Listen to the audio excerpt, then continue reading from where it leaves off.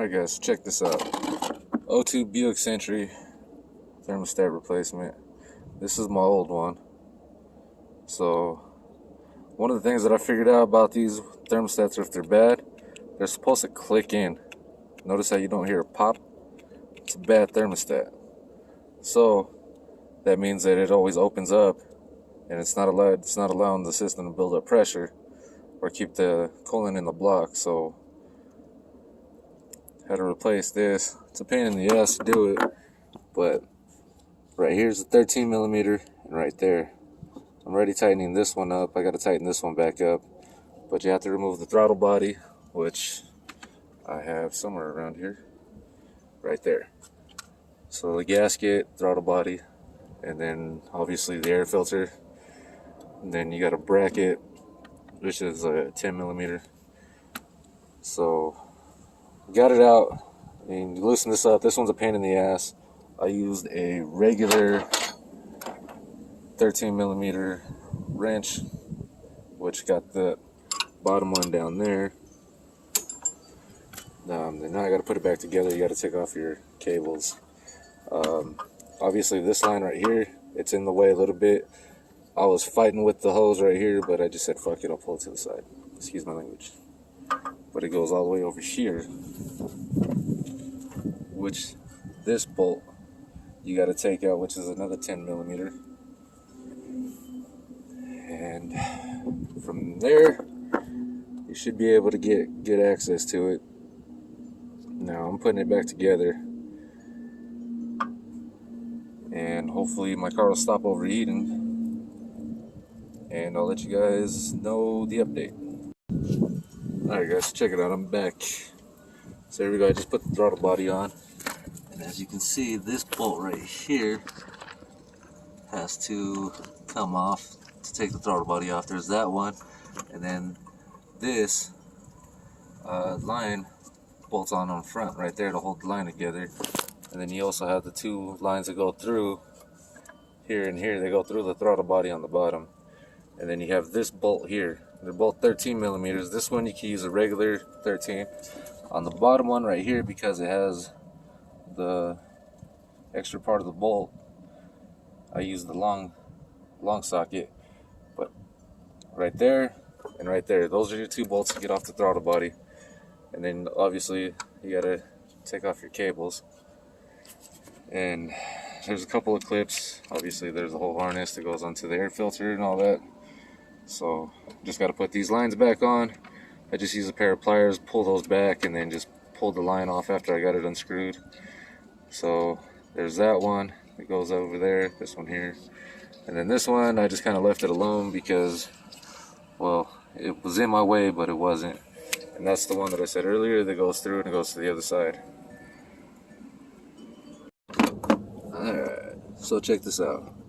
So I had to put this bracket back on. That was the one I showed you earlier. There's one bolt there, and there's one in the bottom right here. Those are both, all three of those are 10 millimeters, and that's the bracket that holds your cables. That would be your gas pedal, and this one with the block would be your cruise control. So when your cruise control kicks on, whatever goes up to this right here, and that's how it works, whatever. But put those on, got the lines on, and then also right here, this little bow, as I mentioned earlier, little 8 millimeter, put that back on.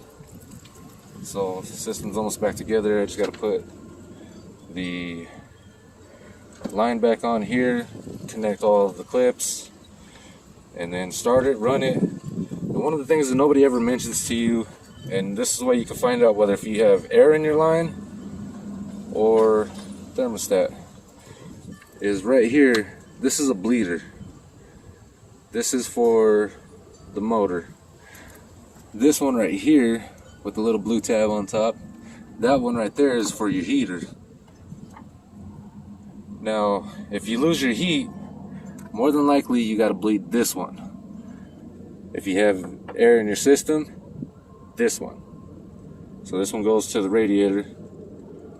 From the radiator, then it goes into the thermostat, and then goes through the system back out at the water pump. So if your if you don't have heat, you know, or if your car is overheating or whatnot and you just have air in your system, just bleed it. Start it, bleed it, and then what you want, you'll see steam coming out if it has air, and then if it doesn't need to be bled, then you'll see a full stream of antifreeze come out. And if you have a full stream of antifreeze, shut it. Shut it as quick as you can. Make sure no air gets back in the system, and then you should be good. And that's my next step. So, alright, so I got this back in. It was real quick. What I do is I take off this gasket right here that goes onto the air filter housing. I take this part off right here and I slide that on first because it's a pain in the ass. Then this part right here, I'll put it in and then pop in this side. It always works easier that way. But what you want to keep in mind is right here, you see where this little block is at? There's a hole in the gasket, or it's a notch or whatever, so it fits. So make sure you have that lined up, otherwise you'll have a big old gap and it won't fit right and you'll be struggling. So that's one of the stupid things that nobody ever tells you, but you got to do it. And then tighten that up. Obviously put your hoses on, everything else like that. Like this clip is right there. It goes into the back over here. You can't really see because it's dark as hell, but it pops in right down in there. Make sure that's in there because it's for the motor. I think it's the same thing as this fucking thing. It's to relieve pressure or whatever in the motor. And then put your clips back on. Put your throttle cables back, and you should be good. Alright, so check it out. I got it all back together. And, excuse me, mess in the car. Temperature is almost at running temperature. Still cold. So, now we gotta bleed the system. The way you bleed the system, like I was saying earlier, is that one there, and this one here. Now they're both 7mm bolts. So, what you wanna do is open it up just a little bit.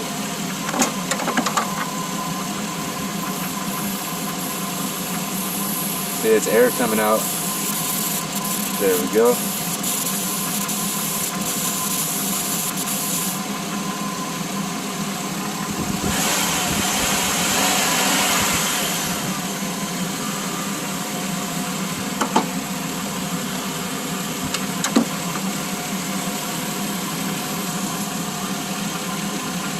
There we go.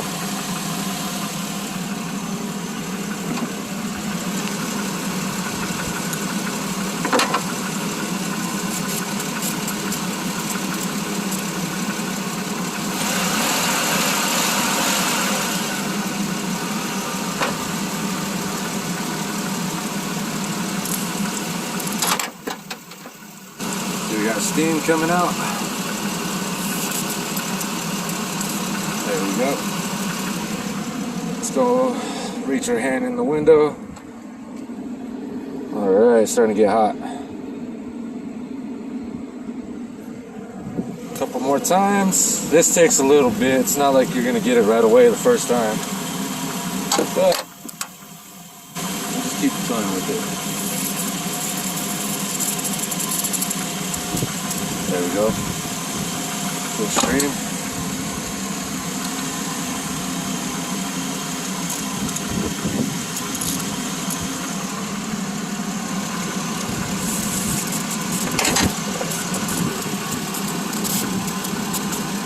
Go, good stream. Now, I'm supposed to have the GM coolant, but I'm broke, so I bought the all vehicles, which as soon as I get paid, I'll redo it. I gotta reflush the system anyways, because the car overheated. I had to put water in it, and it's winter time, so gotta do a radiator flush again. So this is basically it, how you flush your system out. And then also too, you can troubleshoot it that way. Like I said, if you do the valves and let the pressure out, then you can feel you got pressure built up, and you can feel if there's water flowing through it. And then also, like I said, just check, make sure you got heat coming out. This heat's blowing out really hot now. Sweet. So Alright guys, good luck with yours.